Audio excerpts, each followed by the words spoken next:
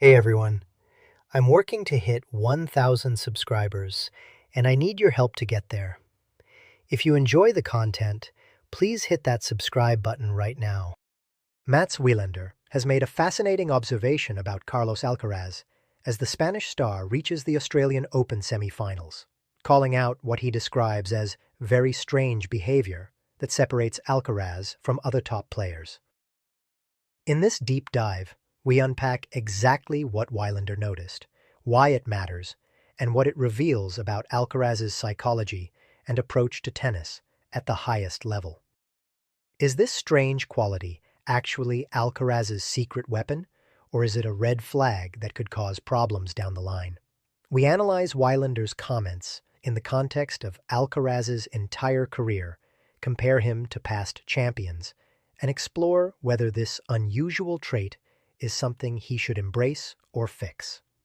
From his matches at the Australian Open to his overall mentality and playing style, we break down what makes Alcaraz tick and why one of tennis's most respected voices thinks there's something peculiar about the way he handles pressure and success. Plus, we look at whether Wielander's criticism is fair or if he's missing the bigger picture about what makes Alcaraz special. So, what exactly did Wielander say? He pointed out that Alcaraz has this strange ability to completely compartmentalize what happens on the tennis court. Win or lose, dominant performance or struggle, Alcaraz seems to process it, move on, and show up the next day like nothing happened. There's no visible hangover from bad matches, no lingering confidence boost from great ones, just a reset button that apparently works perfectly every single time. And Wielander finds this strange because most players don't work like that. Most players carry their emotions and experiences with them. A devastating loss affects them for days, sometimes weeks. A huge win gives them momentum and confidence that carries into their next matches. That's normal human psychology. That's how most champions have operated throughout tennis history. But Alcaraz, the kid seems to have a goldfish memory when it comes to his own performances, and Wielander isn't sure if that's a superpower or a problem. Let's dig into this because it's actually a really interesting observation. Think about the great champions in tennis history. Nadal carries the weight of every match with him. You can see it in his rituals, his routines, his intensity. When he loses, especially on clay, it devastates him. When he wins, he builds on that momentum, match after match. His emotions are right there on the surface. Djokovic is similar. He's got that incredible mental fortitude, but he's also deeply affected by his matches. He feeds off crowd energy, or hostile crowds, which he turns into fuel. His wins build his confidence. His losses motivate him. Everything accumulates. Everything matters. Federer was maybe more similar to Alcaraz in his ability to move on quickly from losses, but even Federer showed the emotional weight of big matches. You could see how much they meant to him. You could see the joy of winning and the pain of losing written all over his face. Alcaraz is different, and Wielander noticed it because it's so unusual at this level of the sport. Alcaraz plays a brutal 5-set match, wins or loses, and the next day, it's like it never happened. He's smiling, joking in press conferences, looking completely fresh mentally. There's no visible baggage. Now, you might think that sounds like a huge advantage, and in many ways, it is. The ability to not dwell on losses is incredibly valuable in a sport where you're going to lose a lot. Even the greatest players lose 10 to 20% of their matches. If you carry every loss with you, that's a lot of weight to bear.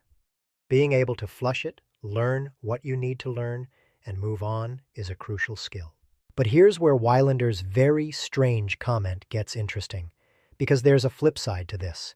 If you don't carry the losses with you, do you also not carry the wins? If you're constantly resetting, are you missing out on the momentum that great champions build during tournaments? Think about how Nadal operates at the French Open. Every win builds on the previous one. By the time he gets to the final, he's accumulated this unstoppable momentum. He's not just physically winning matches, He's building this psychological fortress that makes him feel invincible. And his opponents feel it too. They know they're not just playing Nadal. They're playing Nadal plus the weight of his French Open history plus the momentum of his current run. Alcaraz doesn't seem to build momentum the same way. Each match is its own isolated event. He could barely scrape through in 5 sets one day and then play a completely different way the next match, with no apparent connection between the two performances. That's strange. That's not how most champions operate. And you can see this playing out at the Australian Open. Alcaraz has had some matches where he's looked absolutely unstoppable. Then he's had matches where he's looked vulnerable, where he's struggled with his consistency, where he's needed 5 sets to get through opponents he probably should have beaten more easily. And there doesn't seem to be a pattern. There doesn't seem to be a building trajectory, either positive or negative. For Wilander, who won 7 Grand Slams by grinding opponents down and building momentum through tournaments, this must be particularly strange to watch. His game was built on accumulation. Each match made him tougher, more confident, more dangerous. He fed off his own success within a tournament. Watching Alcaraz operate completely differently must feel almost alien. But here's the question. Is Alcaraz's approach actually a problem, or is it just different? And is Wilander critiquing it because it doesn't match his own experience as a player?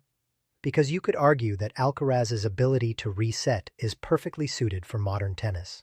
The schedule is relentless. The pressure is constant. The media scrutiny is intense. Having the ability to not carry baggage, to treat each match as a fresh start, to not let previous results affect your current mentality, that could be exactly what's needed to thrive in this environment. Plus, Alcaraz is winning. A lot. He's got 4 Grand Slams before turning 22. He's beaten Djokovic in huge matches. He's been world number 1. His results speak for themselves. So, if his psychological approach is very strange, maybe strange is what works for him. But Wilander's point is still valid. Because while Alcaraz's results are excellent, there's also been inconsistency. He'll look unbeatable one tournament and then lose early in the next one. He'll dominate for 3 sets and then suddenly look lost in the 4th. And maybe that inconsistency is related to his psychological reset button. Maybe by not building on his successes, he's not quite reaching the absolute peak of what he's capable of. There's also the question of whether this approach will work against the very best players in the biggest moments. When you're playing Djokovic in a Grand Slam final, you need to be able to draw on everything. Your past wins, your confidence, your accumulated belief that you belong at this level. If you're treating it like just another match, are you accessing all of your psychological resources? Alcaraz has beaten Djokovic in major finals, so clearly his approach can work. But there have also been matches where you wonder if he needed to be more aggressive earlier, if he needed to impose himself more, if he needed to carry forward the confidence from previous sets or matches. His ability to reset might sometimes prevent him from pressing his advantage when he has it. Wilander is also probably thinking about sustainability. Can Alcaraz maintain this approach over a 15-year career? Or will there come a point where the accumulated weight of everything, the expectations, the pressure, the physical toll, breaks through his reset button? Most players eventually have to confront their emotional relationship with tennis. Alcaraz seems to be avoiding or delaying that confrontation through his unique psychological approach, and maybe that's genius. Maybe he's figured out something that previous generations couldn't figure out. How to compete at the highest level without letting it destroy you emotionally. How to care enough to win, but not so much that losses devastate you. How to stay light and loose even when the pressure is enormous. Or maybe it's a defense mechanism. Maybe Alcaraz has found a way to protect himself from the full emotional weight of being a professional tennis player, but in doing so, he's also preventing himself from accessing the full depth of his competitive fire. Maybe he's trading peak intensity for sustainable consistency. These are the questions that Wilander's comment raises, and they're fascinating questions because they get at the heart of what it takes to be a champion. Do you need to carry everything with you? Do you need to feel the full weight of every match?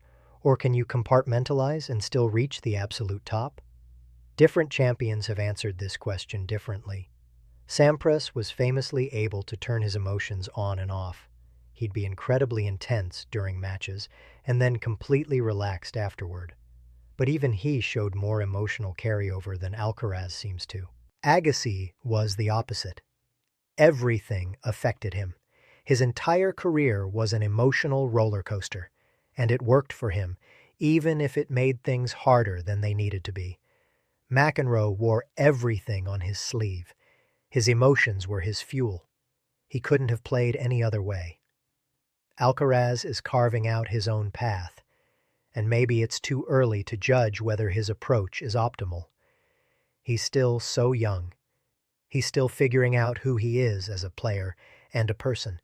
Maybe in 5 years he'll have adjusted his approach, or maybe he'll prove that his way is the right way for him. What's interesting is that Wilander felt compelled to comment on it at all. He's seen thousands of matches. He's analyzed hundreds of players. For him to specifically call out Alcaraz's psychological approach as very strange means it really stood out to him. It's not just a minor quirk, it's a fundamental difference in how Alcaraz operates compared to other elite players. And Wilander's not wrong to question it, because while Alcaraz is having tremendous success, there are still questions about whether he's maximizing his potential. He's good enough that he can win Grand Slams, even while being somewhat inconsistent. But could he be even better if he found a way to build momentum through tournaments? Could he be more dominant if he allowed himself to carry the confidence of his wins forward? Or would that fundamentally change who he is as a player? Maybe Alcaraz's looseness, his ability to reset, is what allows him to play with such freedom and creativity. Maybe if he started carrying the weight of matches with him, he'd lose some of that magic that makes him special. This is the paradox that Wilander is pointing to. The thing that makes Alcaraz unique might also be the thing that prevents him from being absolutely dominant. His greatest strength might also be a weakness, and figuring out how to navigate that tension could determine whether he ends up as a very good player who won a few Grand Slams or an all-time great who dominated his era. Right now, at the Australian Open, we're seeing this play out in real time. Alcaraz made the semifinals, which is obviously excellent, but his path there has been interesting. Some matches where he looked unbeatable, others where he struggled. No clear pattern or trajectory. Just Alcaraz being Alcaraz, resetting between each match, treating each one as its own isolated challenge. And Wilander is watching this and thinking, that's strange. That's not how champions usually operate. Which doesn't mean Alcaraz is wrong. It just means he's different. And in sports, different can be brilliant, or it can be limiting. Often, it's both. The other aspect of this that's worth considering is whether Alcaraz is even aware of what he's doing. Sometimes, psychological approaches are deliberate strategies. Other times, they're just how someone is wired. Alcaraz might have consciously developed this reset ability as a coping mechanism. Or he might just naturally be someone who doesn't dwell on things, who lives in the present, who doesn't carry emotional baggage. If it's the latter, then trying to change it could be counterproductive. You can't fundamentally change someone's personality or psychology without potentially creating other problems.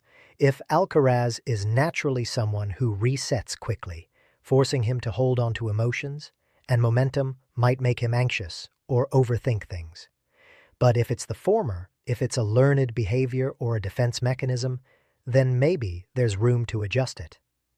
Maybe with maturity and experience, Alcaraz will find a middle ground, where he can still reset after losses, but allows himself to carry confidence forward after wins, where he can protect himself from the low lows without preventing himself from reaching the high highs. Wilander is probably hoping to see that evolution, because from his perspective as someone who's won Grand Slams and knows what it takes, he sees a player with unlimited potential who might not be fully accessing it. And as an analyst who cares about the sport, he wants to see Alcaraz reach his absolute ceiling. The very strange comment isn't really a criticism. It's an observation from someone who's seen hundreds of champions and is noting that Alcaraz doesn't fit the usual pattern.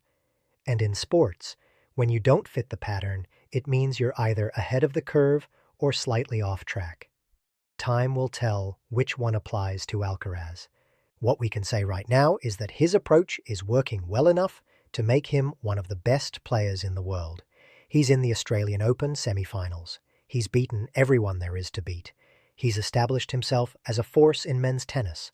So whatever he's doing psychologically, it's not preventing him from winning at the highest level. But the question Wilander is raising is, could he be even better? Could he win more consistently? Could he dominate his era the way the big three dominated theirs? And would adjusting his psychological approach help him get there? These aren't questions with easy answers, and Alcaraz himself probably doesn't know the answers yet. He's still in the discovery phase of his career, still figuring out what works and what doesn't, still developing his identity as a player. But one thing is certain, people are watching him closely. Analysts like Wilander are studying his every move, trying to understand what makes him tick, trying to figure out if his unusual approach is the next evolution in tennis psychology, or a quirk that will need to be ironed out. And for Alcaraz, that scrutiny comes with the territory. When you're this good, this young, everyone has opinions about what you should do differently. Everyone thinks they know how you can be better. Sometimes they're right. Sometimes they're projecting their own experiences onto you. Sometimes they're just generating content and controversy. Wilander's comment falls somewhere in the middle of all that. It's a genuine observation from someone who knows the sport intimately. It raises legitimate questions about Alcaraz's approach. But it's also filtered through Wilander's own experiences and biases as a former player. What seemed strange to him might be exactly what Alcaraz needs to thrive in modern tennis. The beauty of sports is that we'll get to see how this plays out. If Alcaraz goes on to win the Australian Open and continues to rack up Grand Slams, then his very strange psychological approach will be vindicated. If he plateaus or struggles with consistency, then Wilander's observation will seem prescient. Either way, it's fascinating to watch a generational talent figure out who he is and how he operates at the highest level of his sport. And that's really what makes this storyline so compelling. We're not just watching matches and results. We're watching the development of a champion in real time. We're seeing someone figure out their relationship with success, failure, pressure, and expectation. We're witnessing the psychological evolution of what could be one of the greatest players ever. Wilander calling attention to Alcaraz's unusual mental approach gives us a framework for understanding what we're watching. It gives us something to look for in future matches. Does Alcaraz carry forward the confidence from a dominant set? Does he let a bad loss affect his next tournament? How does he handle the accumulated pressure of expectations as his career progresses? These questions will define Alcaraz's journey. And now, thanks to Wilander's observation, we'll all be paying closer attention to the answers. What do you think? Is Alcaraz's ability to reset after every match his secret weapon, or is Wilander right to be concerned? Should Alcaraz try to change his psychological approach, or is this exactly what makes him special? Drop your take in the comments and make sure you're subscribed, because we're going to keep tracking this storyline throughout Alcaraz's career. Hit that like button if you love when analysts like Wilander aren't afraid to ask the tough questions. This is the kind of analysis that makes tennis more than just a sport.